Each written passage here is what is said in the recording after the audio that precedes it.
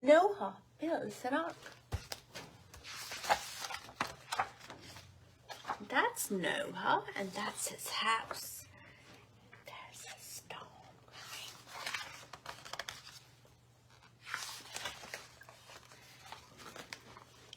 coming. Noah spied it coming from afar.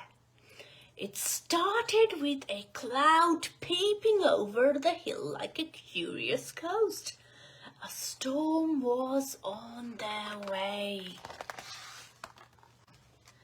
Noah watched the salamander slither to and fro restlessly in the garden. The beetles burrowed deeper into their bed of bark. The grey field mice stuffed a hole in a log with a cushion of moss to shelter themselves, and the ants played tug-of-war with a dried twig. "It's going to be a beauty," said Noah's father as he came down into the backyard. "We'd better be ready." He went to fetch some wood and his tools. "We need to get ready too," said Noah to the creatures in the garden, and he went to fetch his wagon. Noah's father began to board up the windows. Noah set to work with his own tools. And while a grasshopper looked unknowingly, Noah built an ark. Look at his eyes. "Better be prepared," said Noah's mother from the kitchen. She and Noah's sister were stacking groceries in the cupboards and filling jugs of water for the coming days. "Better be prepared," whispered Noah to the creatures in the garden, and he gathered food for the ark: fists of brown nuts, spears of grass, berries and seeds.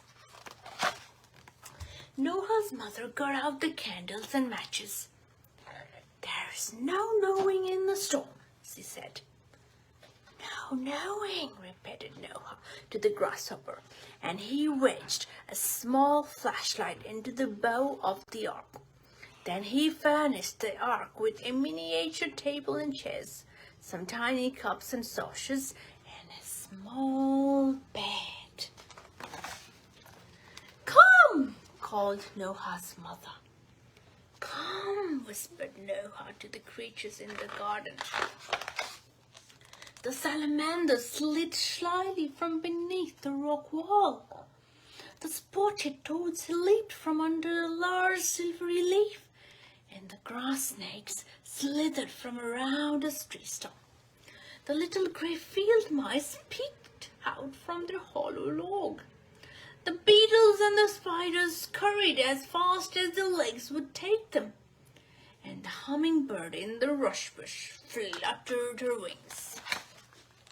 Into the ark all the creatures went, 2 by 2. "I will come and get you when the storm has passed," said Noah, closing the door. Noah hurried into the house to watch and wait. Suddenly the sun snapped off its light. A curtain of darkness drew across the sky. The rain tiptoed at first, pitter-patter, pitter-patter, and the wind whooshed and shushed. Then there was a silence so grand you could hear a teardrop. Pretty soon the wind began to roar, banging at the door and on the walls of the house. "Let me come in," it seemed to say. The rain splashed down like silver swords drawn from heaven. Noah huddled on the couch next to his little sister and Boots, the cat. Inside the ark, the creatures clustered around the tiny table in a tight circle. Aww. Noah's mother made sandwiches and lemonade, and they played a board game by candlelight. Inside the ark, the creatures nibbled on nuts and seeds. The toads hopped across the mice's tails, and the cider wore pretty pictures on the wall.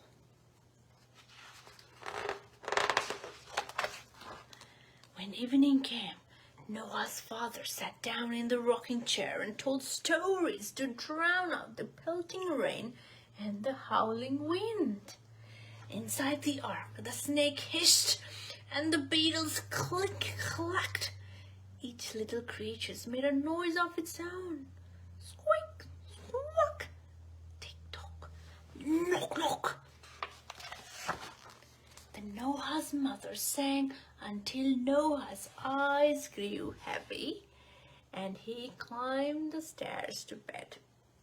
In the ark, the crickets chirped, and the hummingbird hummed, and in no time at all, the world, except for the storm, was asleep. For 4 days and nights, the storm raged.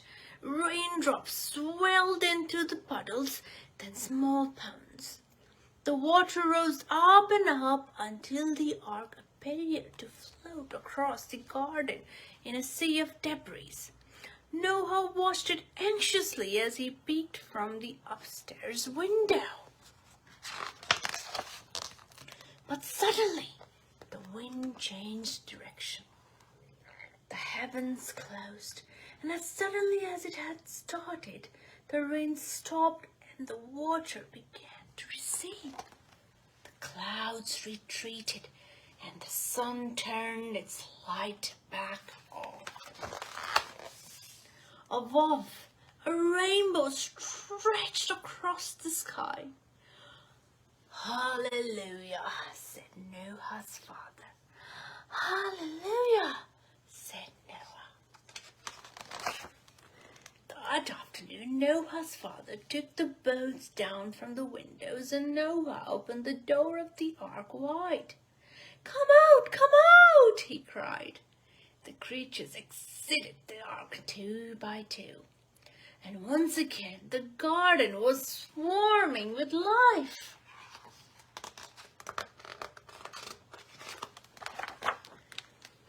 The end. For Oliver, KB, Laura, Atom, aka Marm, or is it spelled Marmy?